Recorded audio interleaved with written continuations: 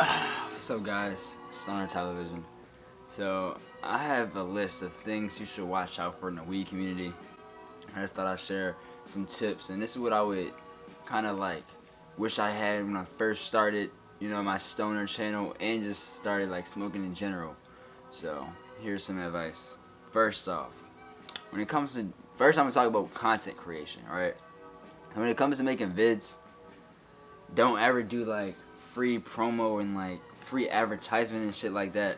Because when you first start making a channel, you get like emails. You might be like, oh shit, they would send me that and I could post about it. Like, yo, I'm gonna do that. But you honestly shouldn't, because that just lowers your value. Like, you're just doing these products for these random places and companies. Like, I would recommend pretty much not doing any sponsors or like things like that until you got like a really big platform already. Like, don't do nothing while you're still building and you're like pretty small, because you're really not going to get much out of it. You're just helping the other people out. So yeah, that's important. Next, fake companies are going to try to email you sometimes. You gotta watch out for that. If you ever get an email from somebody where it's like a WhatsApp number, it's fake. And also, if it just sounds like too good to be true, or is you get like, if it just sounds like really good, it's like something that's not well known, don't do it. Like, I wouldn't even recommend doing advertisements for like low companies. You gotta do something that's already established and shit like that, because you can just get scammed, you could get hacked or whatever. So protect yourself. I came into this like just like fresh without like too much information. So like really take what I'm saying and use this to help you out. So there's gonna be a lot of fake emails from hackers and scammers all across the world who look like companies but they're not real. So only reply to like big companies and serious companies. And like I said, don't even do these advertisements for money or nothing while you're still small, because it's not really going to be worth it.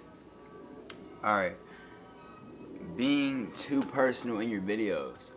See, when I first started, like I had like a very passion for these videos where I'm like, bet I'm gonna build like an audience, a family where we like could just talk about anything. So I would just say things in my life and like personal things, but like in reality, no one online really gives a fuck. Like, when you make videos, this is all entertainment. So don't get personal, because people aren't gonna care. And it's just like, you might as well just make content that's entertaining instead of like trying to be deep or whatever. So people don't give a fuck. Alright.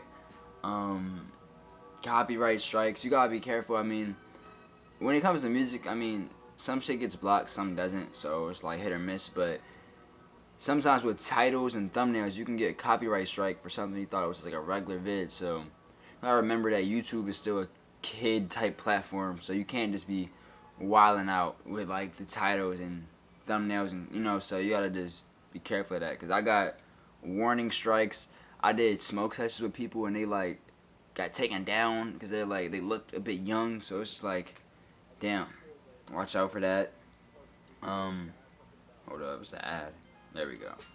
Another thing you should look out for is doing too much or not doing enough.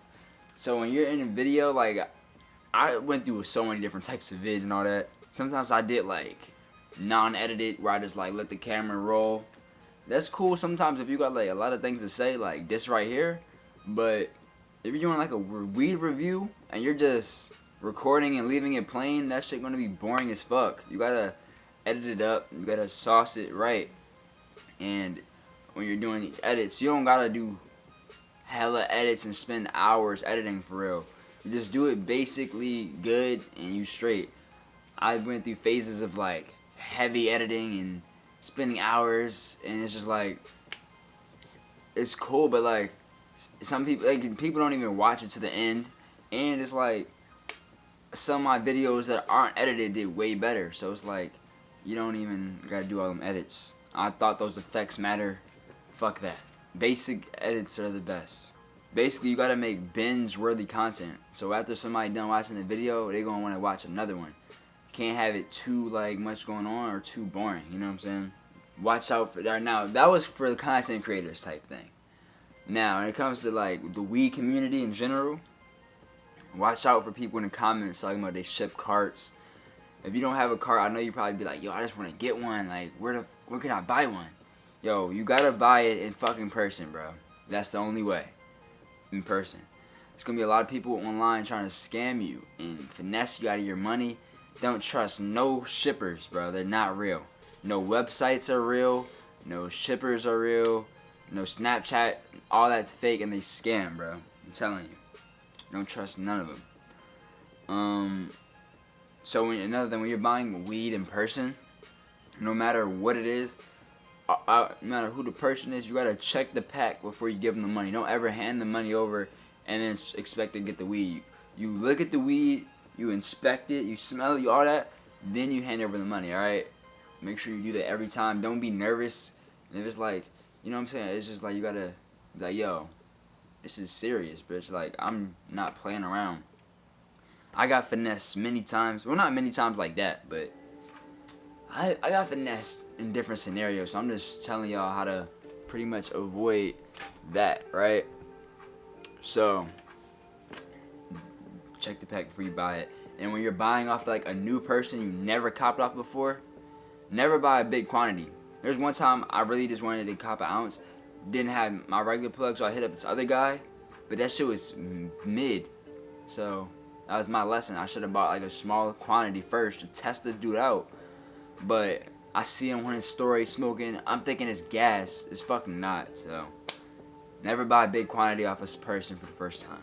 If there's some deals online or in person and it sounds like too good to be true, 9 times out of 10 it is.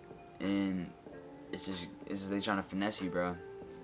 I had to realize like most of this world is like grimy and it's just like they just trying to take from you.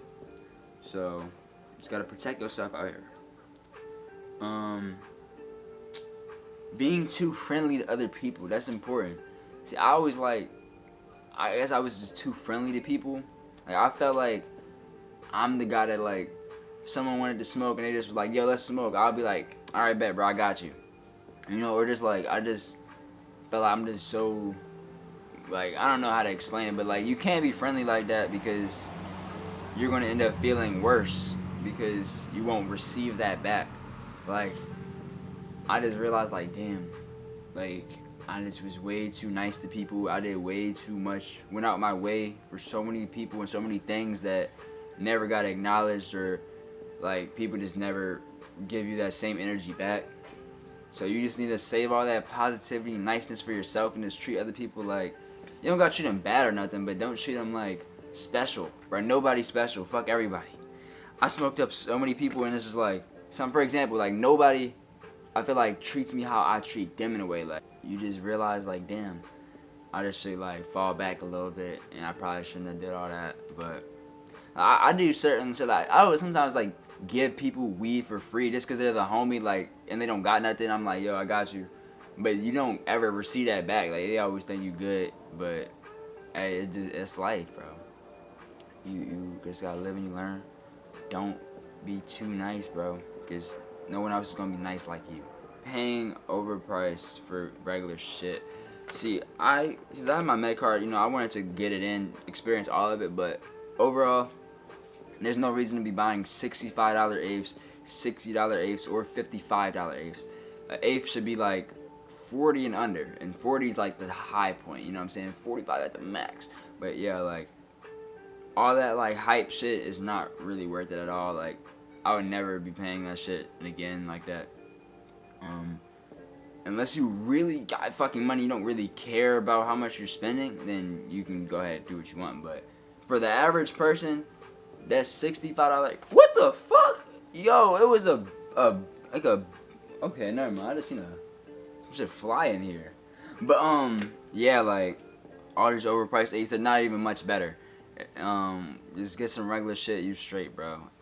You know what I'm saying? I'm never paying these overpriced prices again.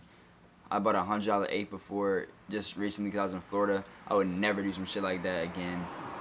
Never buy no $65 ape. Like, that shit's, you're just getting finessed. There's another ad, hold on. And these are all things I got in my notes. I'm just playing instrumentals for real off the speaker. But we almost done. Don't be addicted to chasing the high. I am a victim of this.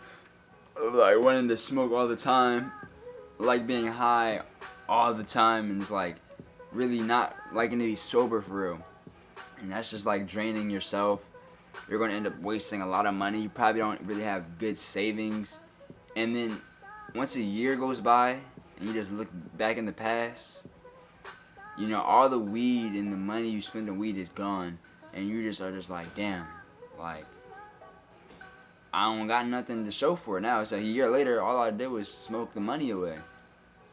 But, you know, what I would say is just like, you gotta control your habit.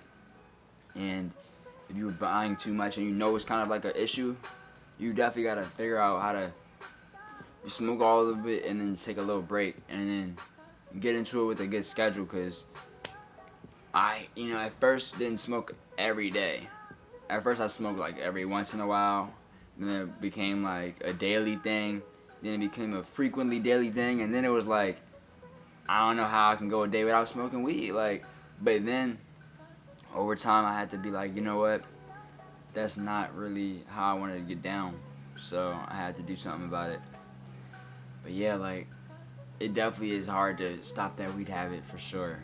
I know. But if you're chasing the high, it's just going to lead to bad things. It's going to lead to you not being in the best position. You're going to have a lot less money. You're going to, like, be just, I don't know. It's just, like, not how you should be living, bro. It should be better, like, to just smoke as a thing you do every now and then. But that's just me. Like, everybody different. But I used to, like, wake and bake and shit like that. Like, smoking the first hour of waking up. Like, that's not what I would ever do again. Like, that's not really cool. It's kind of just like a waste. You know, you just woke up. You didn't even start your day. You got to get high that fast. Like, is it that bad? But, hey, those are just weed tips that I wish, like, I heard from someone that I fuck with when I first got into this. Hope you learned something. You can share tips in the comments if y'all got some good advice.